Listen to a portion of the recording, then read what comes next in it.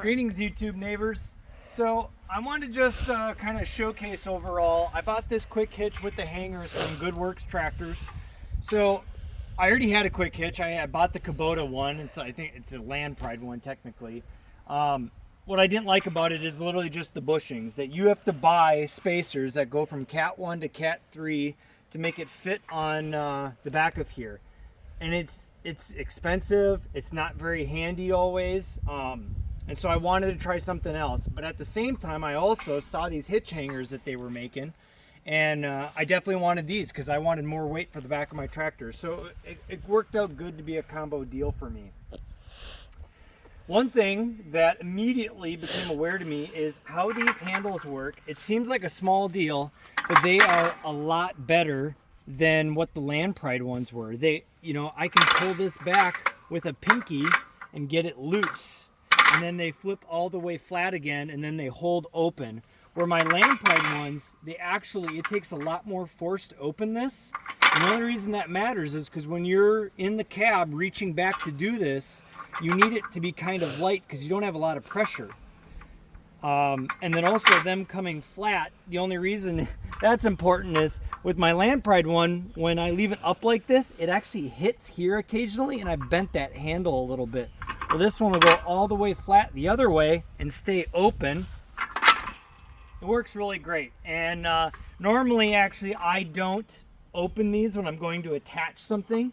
I can just push into it. And as long as you're fairly confident in what you're doing, you don't have to open these to go attached to an implement. And then the hitch hangers. So right here, I have 3 70-pound weights on each side. So it's 210 per side, plus the hanger, plus the quick hitch. So overall, I've increased the back end weight by about 500 pounds by doing this. These weight suits work really good. Again, I bought them from GoodWorks Tractors. They pop on and off. They're very heavy. The nice thing is, it's a small upgrade. Obviously, they cut in a little bit on these handles. So that way, when you're putting them together, you don't smash your hands together.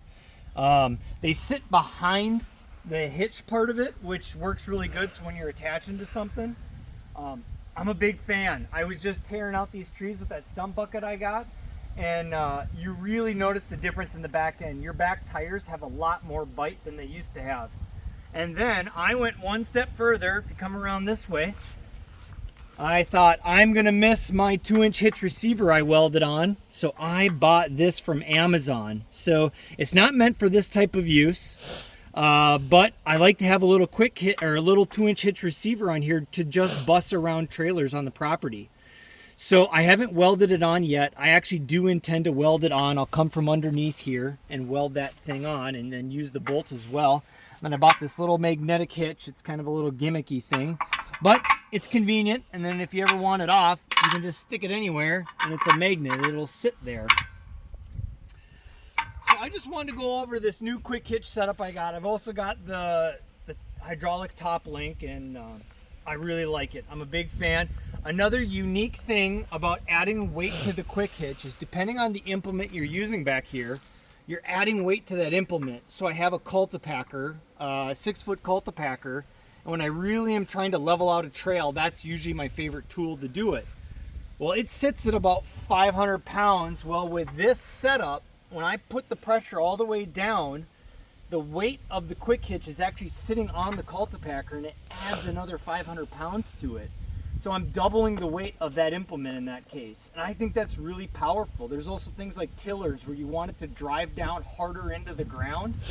This is gonna do better. If you've ever used something that shakes in the back, like say a stump grinder, this is gonna help it stay more stable in the back end because this 500 pounds sitting here is gonna keep things from shifting on you. Now there are times you don't necessarily want the weight back here, but I really like it. If you're ever in a semi-unlevel situation, you can drop the quick hitch to the ground, keep your center of gravity much lower this way, and obviously still recommend doing beet juice in the tires. But I think it's a great innovative product that you should probably go check out too. I'm not sponsored by them. I saw this and I thought, hey, this guy's really onto something here. And I want to go try it out. I want to be a part of that. And you know, again, it's a big tractor safety thing. If you're getting better traction, it's going to keep your stability more to the back end, and you can put it lower to the ground this way. So yeah, if you have any questions, let me know. Otherwise, until next time.